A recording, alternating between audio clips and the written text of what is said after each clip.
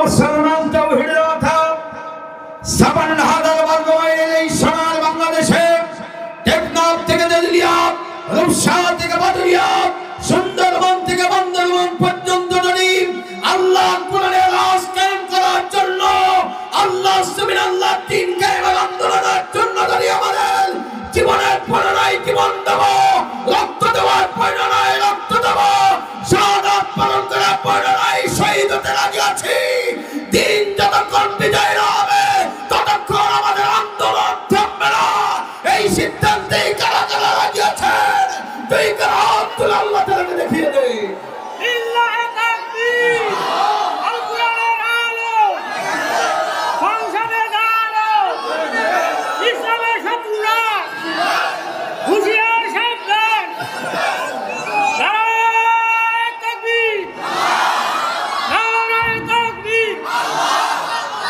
প্রয়োজন যদি হয় শহীদ হব, এটা বাংলাদেশের ১ ইঞ্চি মাটি কোনো নাস্তিক বেঈমানদের জন্য আমরা ছেড়ে দিতে রাজি নই। বৈদেশিক ষড়যন্ত্র শুরু হয়েছে, আমরা বলতে চাই আমরা বাদলের সৈনিক, আমরা ওদের সৈনিক, আমরা জীবন দেব কিন্তু বাতিলের কাছে মাথা নিচু করব না।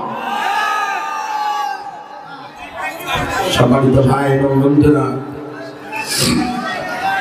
চলে যান। এরপরে নবীজির দপ্তরে যখন হলো না, দিন বিজয়ের আন্দোলন ঠেকানো গেল না। সুবহানাল্লাহ বলবেন না? আর আমাদের তো বিড়ির লোভই ছাড়তে পারেন না আপনারা। এক বিড়িটি মাথায় নষ্ট মামা আছে না নাই? আপনি জানেন না ওই বিড়ির মাধ্যম দিয়ে আপনার কি করল? তাতে ঠিক না ঠিক বলেন? সম্মানিত ভাই এবং বাবারা, আমাদের বাংলাদেশে কোরআনের পাখি আল্লামা দেলাওয়ার হোসেন সাঈদীকে বিভিন্ন রকমের প্রস্তাব দেওয়া হয়েছিল, কিন্তু কোন প্রস্তাবে তিনি রাজি হন নাই। কথা ঠিক না? ওনারা বলেছিল আপনি ওয়াজ করবেন, আপনি পীরগিরি করবেন, আপনাকে সমস্ত রকমের সুযোগ সুবিধা দেওয়া হবে। সম্মানিত বসেরি কিন্তু কোরআনের পাখি আল্লামা সাঈদী কোনো কিছুই গ্রহণ করেন নাই। কথা বলেন ঠিক না? বাতিলের সেলখানার ভিতরে এক নয় দুই নাই, দীর্ঘ ১৩টি বছর জেলখানার ভিতরে কেটেছে, কিন্তু বাতিলের কাছে মাথা নিচু করে নাই। এই জন্য শিল্পী একটা কোরআনের পাখির ব্যাপারে একটা গজল লিখেছে, বলবো শুনবেন আপনারা?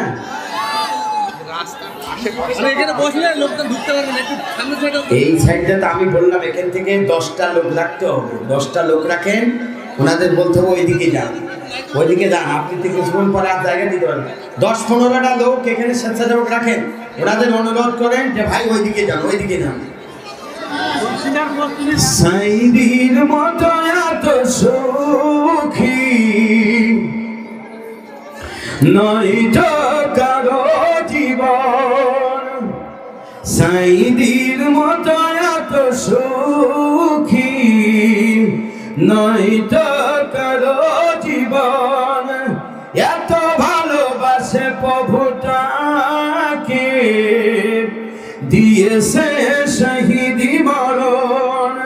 সাঈদীর মতো এত সুখী নয়তো কারো জীবন। সত্যর পথে তিনি লড়েছেন, মিথ্যার বেড়া জাল ভেঙেছে, কারো কাছে মাথা নত করেনি।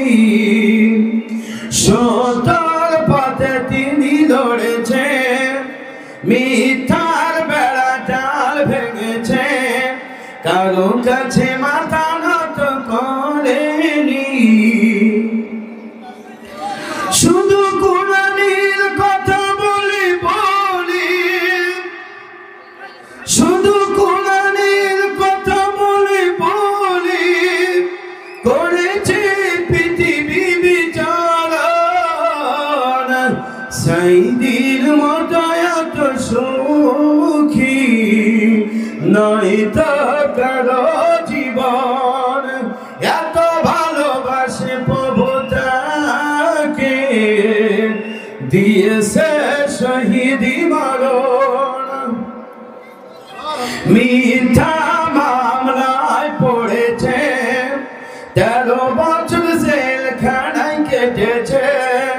কারো কাছে মাথা নত করেনি, মিথ্যা মামলায় পড়েছে, 13 বছর জেলখানায় কেটেছে, কারো কাছে মাথা নত করেনি। তবু হায়নাদের মন গলেনি, তারা দণ্ড দিল আবার। সাইদির মতো এত সুখী নয় তো কারো জীবন, এত ভালোবাসে প্রভু তাকে, দিয়েছে শহীদি মরণ। জোরে বলেন মারহাবা, একটু বলেন লা ইলাহা কণ্ঠে মধ্যে একই কালেমা আল্লাহ রাসূল বলছি।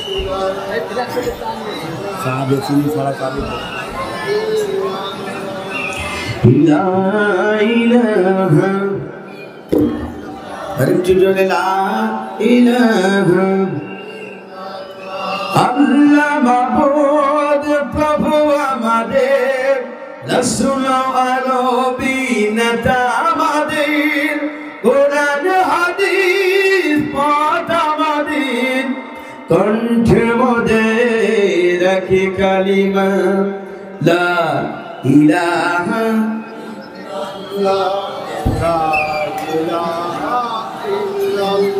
আরেকটু জোরে লা ইলাহা, লা ইলাহা ইল্লাল্লাহু মুহাম্মাদুর রাসূলুল্লাহ সাল্লাল্লাহু আলাইহি ওয়াসাল্লাম। মারহাবা বলেন তো, আরেকটু জোরে মারহাবা। লিল্লাহি তাকবীর। একটা তাকবীর ভালোভাবে দেওয়া যাবে, দুইখানা হাত উঁচু করে দেখে লিল্লাহি তাকবীর হয়নি, আরেকবার নারায়ে তাকবীর। ঠিক আছে, আল্লাহ কবুল করুন, বলেন আমিন। ভাই আপনারা যারা বাম সাইডে দাঁড়িয়ে আছেন, দেখেন ওই সাইডে হালকা কিছু খালি জায়গা আছে, আপনারা এখন দখল করেন, নাইলে কিছুক্ষণ পরে আর জায়গা পাবেন। ও আমার তো ভাই এবং বাবারা, নবীর যখন 5টা লোক দেখা হলো না, তখন ওনার সিদ্ধান্ত নিলেন আল্লাহ রাব্বুল আলামিনের নবীর ব্যাপারে এইবার মিথ্যা প্রচারণা শুরু করলেন। নবীর ব্যাপারে এক নয় দুই নয়, একের পর একটা মিথ্যা প্রচার নবীর ব্যাপারে শুরু করলেন। ও আমার তো ভাই এবং বাবারা, নবীকে ওরা সর্বপ্রথম মিথ্যা প্রচার করেছে আব্দুল্লাহর বেটা মুহাম্মদ সাল্লাল্লাহু নাকি পাগল। নাউজুবিল্লাহ বলবেন না, আমাদের নবী কি পাগল ছিল? আল্লাহ পাক জানিয়ে দিলেন আমার সাহিবুকুম বিমাজনুন, নবী তোমাকে যারা পাগল বলে, আমি আল্লাহ বললাম তুমি পাগল নও, তোমাকে যারা পাগল বলে আসলে তারাই হলো পাগল। কথা বলেন ঠিক না? ও আমার ভাই এবং বাবারা, নবী যে পাগল ছিলেন না, পাগলের মাথার চুলগুলো উস্কো থাকবে, গায়ে ধুলাবালি মেখে থাকবে, কিন্তু নবীর চেহারাটাকে আল্লাহ কি সুন্দর তৈরি করে দিয়েছিলেন। পূর্ণিমা রাতের চাঁদের সময় হযরত আবু হুরায়রা রাদিয়াল্লাহু তাআলা নবীর সামনে দাঁড়িয়ে আছেন। একবার আকাশের চাঁদের দিকে তাকায়, আর একবার নবীর চেহারা মোবারকের দিকে হযরত আবু হুরায়রা রাদিয়াল্লাহু তাআলা তাকায়। নবীজি বললেন, আবু হুরায়রা রাদিয়াল্লাহু তাআলা, তুমি আকাশের চাঁদের দিকে তাকাও, আর একবার আমার চেহারার দিকে তাকাও, কারণ কি ব্যাপার কি বলো তো? হযরত আবু হুরায়রা রাদিয়াল্লাহু তাআলা বলেন, ইয়া রাসূলুল্লাহ, হাবিবাল্লাহ, আমি দেখতে চাই আকাশের চাঁদ বেশি সুন্দর না আপনার চেহারাটা বেশি সুন্দর? হযরত আবু হুরায়রা রাদিয়াল্লাহু তাআলা কে নবীজি বললেন, বলো তো আবু হুরায়রা রাদিয়াল্লাহু তাআলা, আমি বেশি সুন্দর না আকাশের চাঁদ বেশি সুন্দর? হযরত আবু হুরায়রা রাদিয়াল্লাহু তাআলা বললেন, ইয়া রাসূলুল্লাহ, হাবিবাল্লাহ, আমি আকাশের চাঁদের দিকে অনেকক্ষণ তাকায় থাকলাম, ওর ভিতরে কিছু কালো কালো দাগ দেখা যায়, কিন্তু আল্লাহ রাব্বুল আলামিন আপনাকে এত সুন্দর করে তৈরি করেছে, আপনার চেহারা মোবারকের ভিতরে এক বিন্দু কালো দাগ দেখা যায় না। সুতরাং আকাশের চাঁদের চাইতে আপনার চেহারাটা হলো হাজার হাজার গুণ বেশি সুন্দর। যারা বলেন সুবহানাল্লাহ। আর একটু জোরে বলেন না সুবহানাল্লাহ। সেই নবী পুরা পাগল বলেছি, যত পাগল বলে অপপ্রচার চালিয়েছে, ইসলামের প্রচার প্রচারণা তত বেশি হয়েছে, তত বেশি মানুষ কালেমা পড়ে মুসলমান হয়েছে। সুবহানাল্লাহ। এরপর মনে বলল শুধু পাগল না, নবীজি হলো জাদুকর। নবীকে আমাদের জাদুকর ছিলেন নাকি? এরপরে নবীকে বলা হলো গণক, আমাদের নবী গণক ছিলেন না। নবীকে বলা হলো কবি, নবী আমার কবি ছিলেন না। নবীকে বলা হলো দেশপ্রিয় তথা রাজাকার। নাউজুবিল্লাহ বলবেন না? তাই আমাদের রাজাকার বললে রাগ হয় কেন?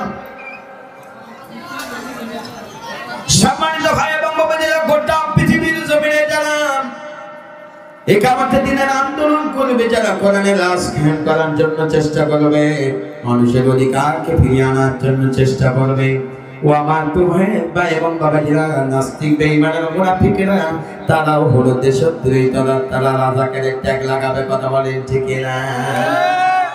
ও আমার তোমাদের মন খারাপ কোনো কথা নাই।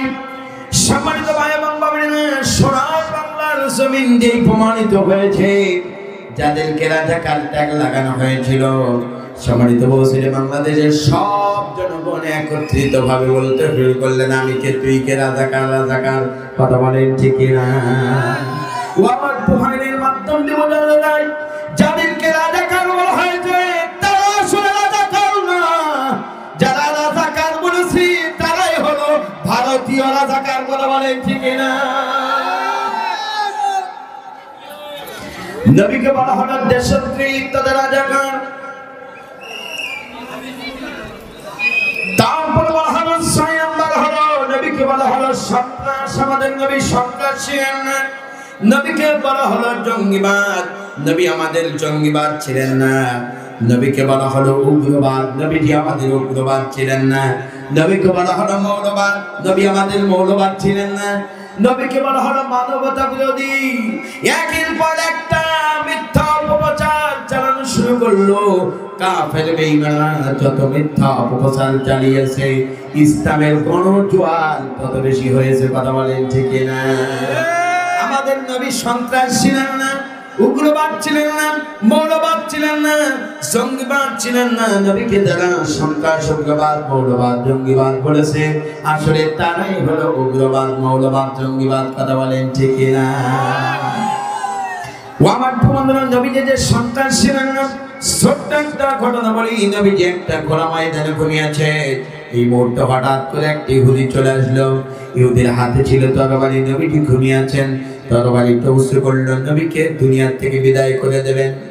সিদ্ধান্ত নিয়েছেন নবীজি বিপদে পড়বেন, নবীজি কাফের বেঈমানরা ষড়যন্ত্র করবে। পৃথিবীর কেউ যদি নবীকে রক্ষা না করে, এরপরে রক্ষা করবেন কে? সম্মানিত ভাই এবং বাবাজিরা, নবীজি ঘুমিয়েছেন, ইহুদির তরবারিটা উঁচু করলেন, তরবারি নিচু করে দুনিয়া থেকে বিদায় করে দেবেন। এই মুহূর্তে আল্লাহ পাক জিবরিল আমিনকে পাঠিয়ে দিলেন। এই সাউন্ড এত স্লো হইলে কেন ভাই? এইটা সাউন্ড বাড়া। ও আমার বন্ধুরা, নবীজি তখন সম্মানিত ভাই এবং বাবাজিরা নবীজিকে সালাম দিলেন। নবীজি উঠে বললেন, দেখি ইহুদি হলো সামনে দাঁড়ায়া তরবারি এইভাবে উঁচু করে। এইবার নবীজি সম্মানিত শ্রী নবীজি সামনে ইহুদি জবান খুলে বলছেন, তরবারি যেহেতু আমার হাতে, ও আব্দুল্লাহ ইবনে মুহাম্মদ সাল্লাল্লাহু তাআলা ক্ষমতা এখন আমার হাতে, বলো তো আমার এই তরবারির হাত থেকে কে তোমারে বাঁচাবে বলো? আমরা বলে বলতাম, ভাইরে, বাবার, আপনার, মামারে, খালুরে, চাচারে, তুই ছাড়া বাঁচানোর মালিক কেউ। কিন্তু নবী আমার কি বলেছিলেন? নবীজি বললেন, ইহুদি শুনে না, তোমার ওই তরবারির হাত থেকে আমার বাঁচানোর মালিক এই পৃথিবীর কেউ নাই। এই বিশাল আসমান সৃষ্টি করেছেন যিনি, বিস্তীর্ণ জমিন সৃষ্টি করেছেন যিনি, তোমাকে আমাকে সৃষ্টি করেছেন যিনি, সে আল্লাহ রাব্বুল আলামিন, তোমার হাত থেকে আমার বাঁচানোর মালিক। এই কথা বলে নবীজি একটি স্লোগান দিয়েছেন, সেটা অন্যান্য কোনো স্লোগান নাই। স্লোগানটা হলো নারায়ে তাকবীর।